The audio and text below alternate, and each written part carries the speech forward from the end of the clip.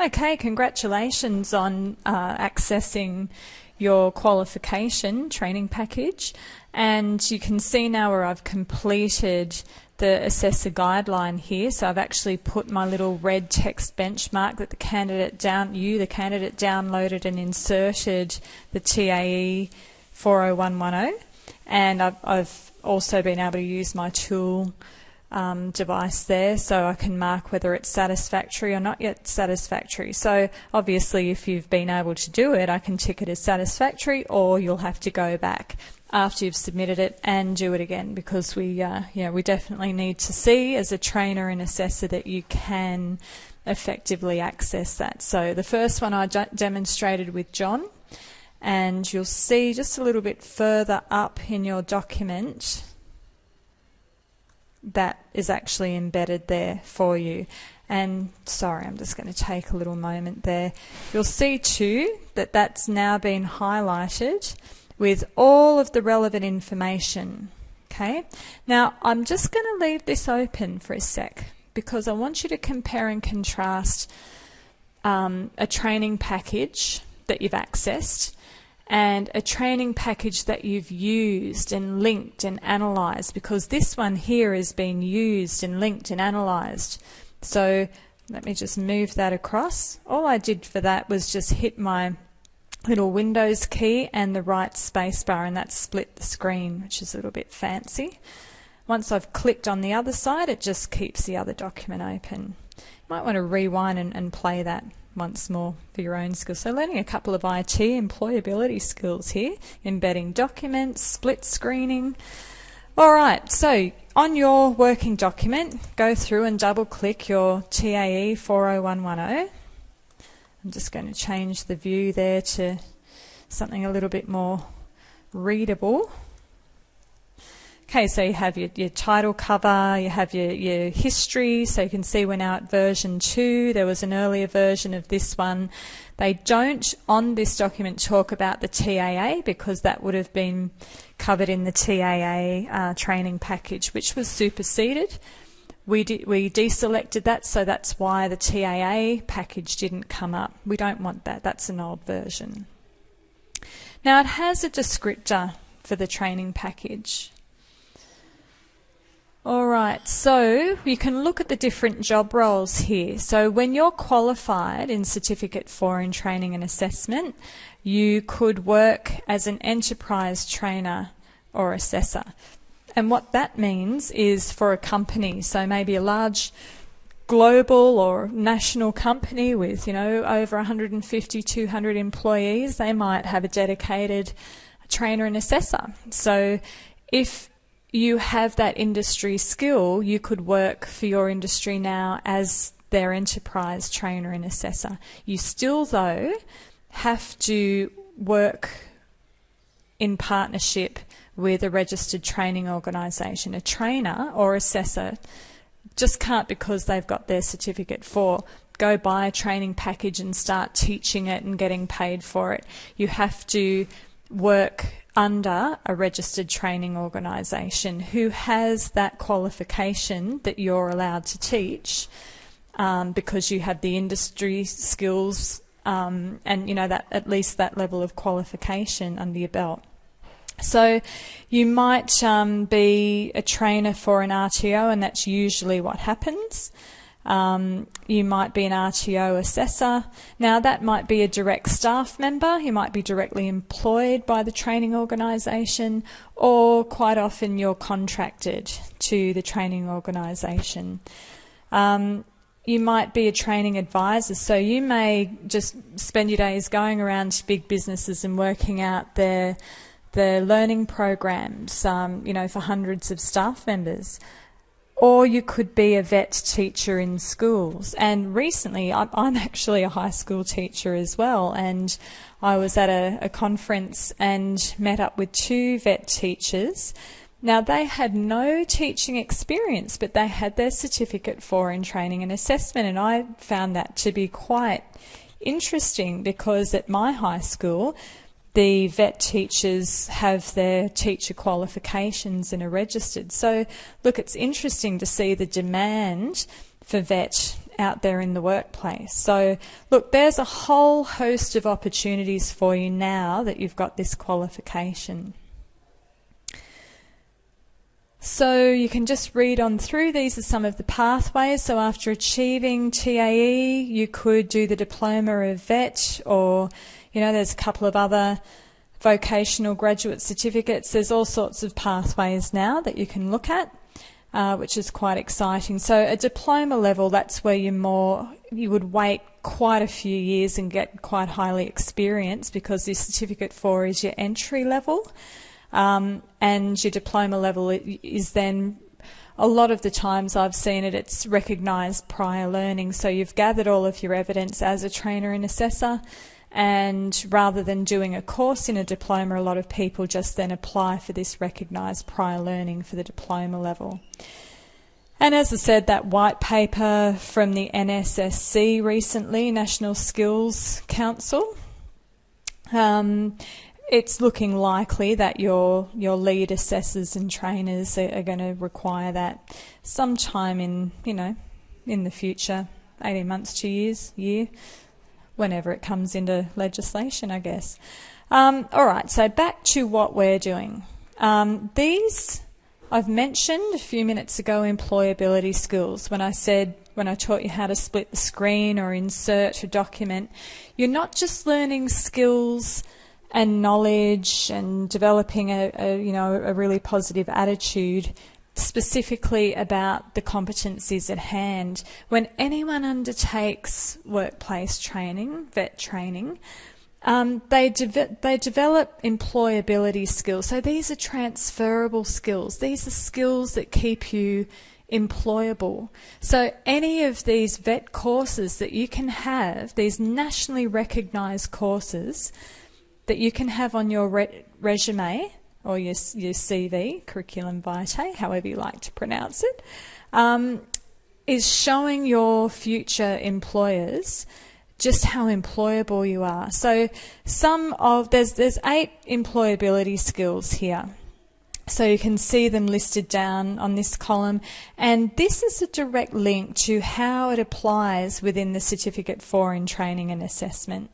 Okay, so in each of the units, these employability skills are embedded, but it's worthwhile you just taking a minute to appreciate how they map to not just the knowledge and skills, but how employability skills function within your qualification. So you can have a good read of that. That's very, very interesting.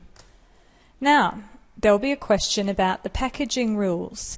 So the training package, which is Certificate 4 in Training and Assessment, it's the qualification, you have a total number of units as 10. Now 7 of them are core units and 3 of them are electives.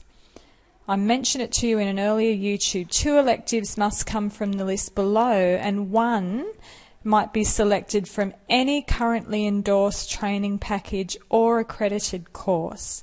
So let's just have a look at a few on offer here. We were looking at the BSB course that we were looking at RPLing for Susan. Now,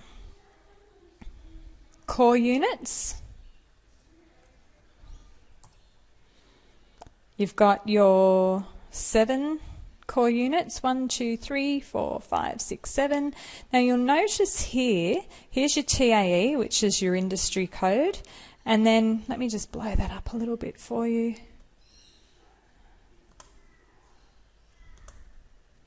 That's a little better. If we can move that along. I might just bring it back down a little.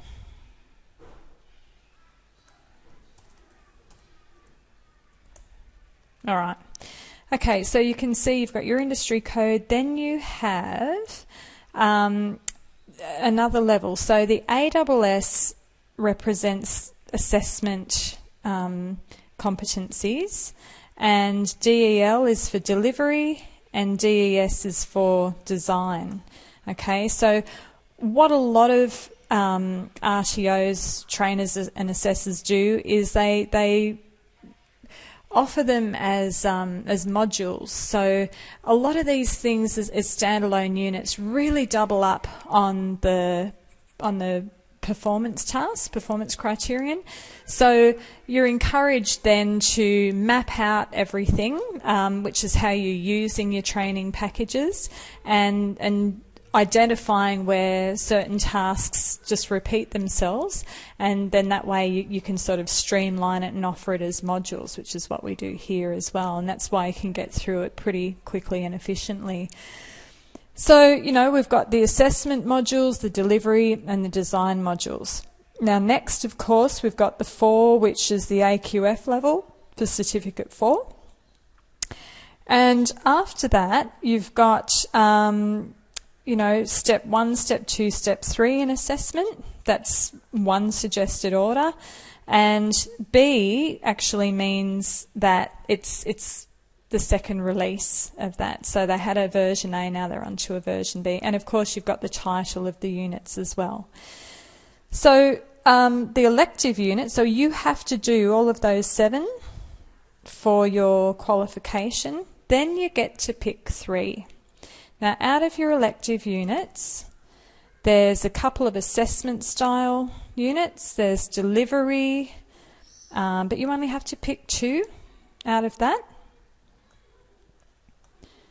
It's not allowing me to go down. And then there's one we've looked at the BSB. So at this point now, I'm just going to open up our training and assessment strategy.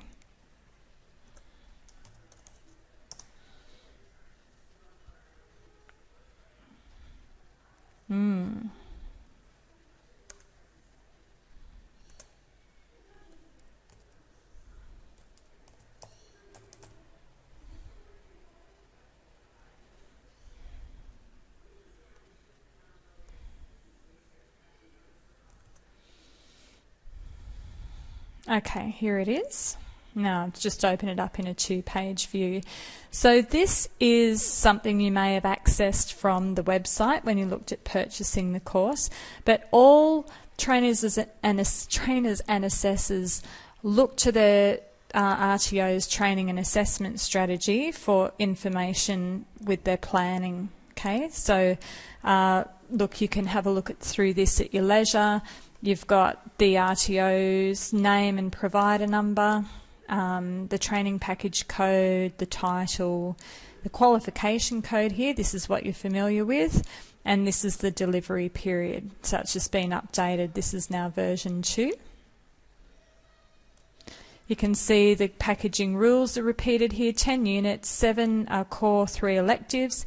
Now, what's interesting down here is under this strategy, it's for the training needs of people, and most people seem, certainly when they're paying for it themselves, to want to fast track this as much as possible.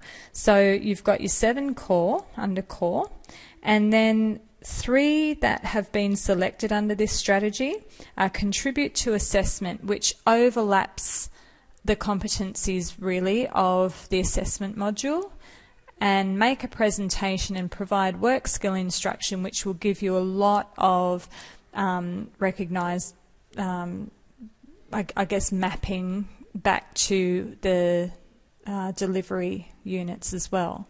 So in essence, when I've mapped as heavily as I have, there won't be much additional work to be doing for those 3. So, you know, you've really saved yourself some time there.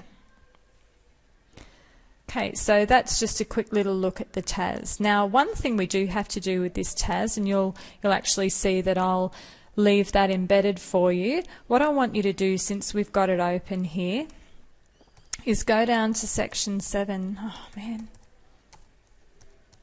Let's see, sorry about moving you through so quickly. Sorry, section 3. Nearly there, 2.9's close to 3. Course structure and delivery plan. Alright, so you'll see there's a time sequence in weeks there. Week 1, week 2, and this is a guide because people will learn at different levels. If you're e-learning, you might be really keen to get through the design modules all in 1 week. You might have the week off work and manage it. Now, the hours here are just a guideline. This is the amount of hours that's been timed in the YouTube viewing if you're watching it once and attending to the document pretty quickly.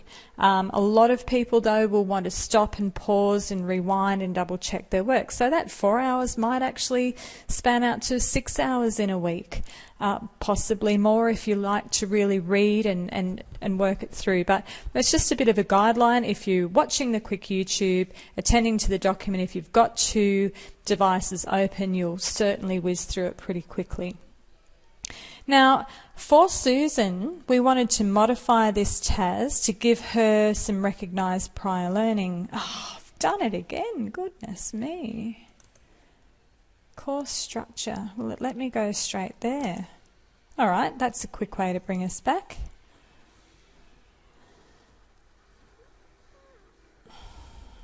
Now, we might need Susan to get some recognised prior learning of some of these. So in your version of the TAS, I want you to quickly go down to section 3 a lot quicker than I have just then. And in her training section, which is week 4, you can actually change that one